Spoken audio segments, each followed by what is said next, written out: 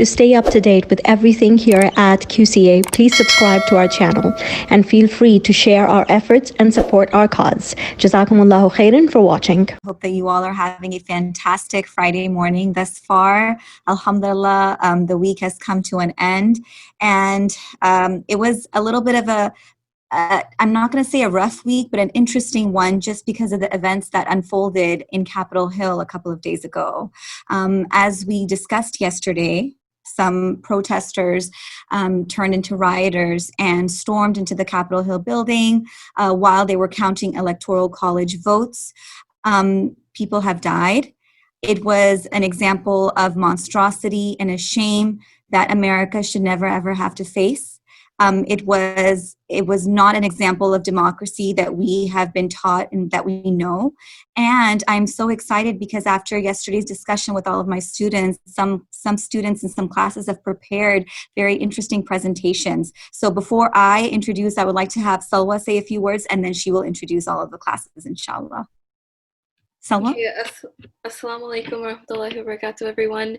Like Miss Aisha said, a lot of stuff has been going on in America recently, and a couple of the students in our school wanted to present like a 2-3 slide presentation about what it means to protest peacefully and what it doesn't mean, like we saw recently. So the first grade that would like to present is 10th grade. So the 10th graders that wanted to present, can you go ahead and share your screen with the presentation? All right, 10th grade. So today, me, Yusra, and Maryam Alethi are going to be presenting. We're just going to be talking about like a few protests in the past that have been very peaceful and successful, because what happened like a day ago, it was exactly what you don't want to do during a protest. It wasn't successful. It was very violent, and they weren't getting their message really expressed. So I'm going to be talking about the Delano grape boycott that happened in the 1960s. About Rosa Parks.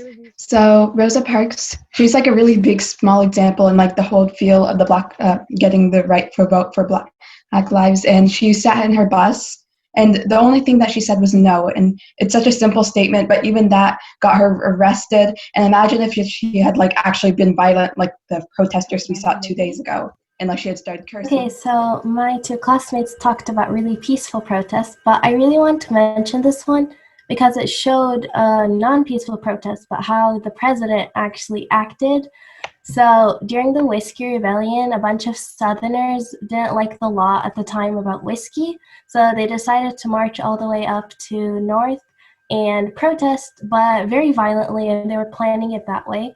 So George Washington heard about this right away and collected the whole U.S. Army, and they all went and stopped the rebellion. And I think this is something that Trump could have at least taken inspiration from by at least like trying to stop what happened yesterday.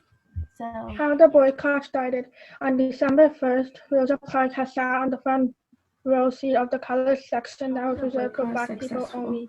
And why were peaceful protests more efficient? Parks had called in E.D. Nixon, a prominent black leader at that time, and she had bailed her out of jail. Nixon met with the WPC, and they came to the decision on December 5th they would boycott the Montgomery bus business, and they made flyers to promote the cause. So a person named Enrica Chenoweth had proved that non-violence protests are more successful.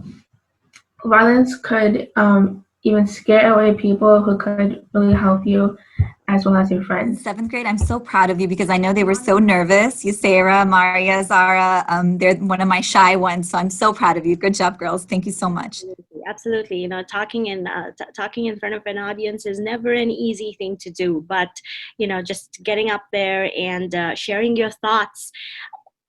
I didn't see the nervousness. I didn't sense the nervousness. I'm so proud of each one of you. MashaAllah. Really great job. So the ninth graders, they put together this slide about the differences between peaceful and non-peaceful protesting. Peaceful protesting is non-violent. No weapons are going to be used and no fighting is involved. One example of peaceful protesting might be the Women's Suffrage Parade, which is women speaking for their right to vote. So non-peaceful protesting is usually violent. It has the use of weapons and a lot of fighting, injuries, and destruction happens. One example of non-peaceful protesting might have been the Capitol riot, which happened 2 days ago. As you all And know, another the example Capitol of- riot was definitely a violent protest. There was a lot of violence used and destruction of property. Trump supporters stormed the Capitol and breached the building as lawmakers inside prepared to certify President-elect Joe Biden's victory. The quote says, "There's certainly more evidence that peaceful protests are more successful because they build a wider coalition." And that's true, because when you're peacefully protesting, you're going to more people are definitely going to be wanting to listen to you. So the Salt March was in 1930, and so starting in 1835, when the British took control of India, so President Bangladesh, India, and Pakistan, they imposed a high tax on salt, which made it so like anybody who wasn't British couldn't like collect, produce, or sell salt, or they'd be in prison for 6 months. So in 1963, around 250,000 Americans, they marched in protest for racial equality and freedom. And they peacefully protested in front of the Lincoln Memorial. And this really made a difference in history. And if you can imagine, in the past, blacks were segregated and tortured and were even made slaves. But when Martin Luther King shoved light into the heart of many people of all those races, it brought about an importance of passion, love, and determination. It showed that they cared about their rights and they would do anything to This is take not a way to them. protest. If you want to protest, do it peacefully and have your voice heard in a calm and proper manner. Violence is never the answer. What you can pick up from this is that being violent never helps, and when you want to change something or want to fight for something, you do it peacefully and calmly. What we learned from the whole thing, this basically teaches us what not to do when you're outraged about something.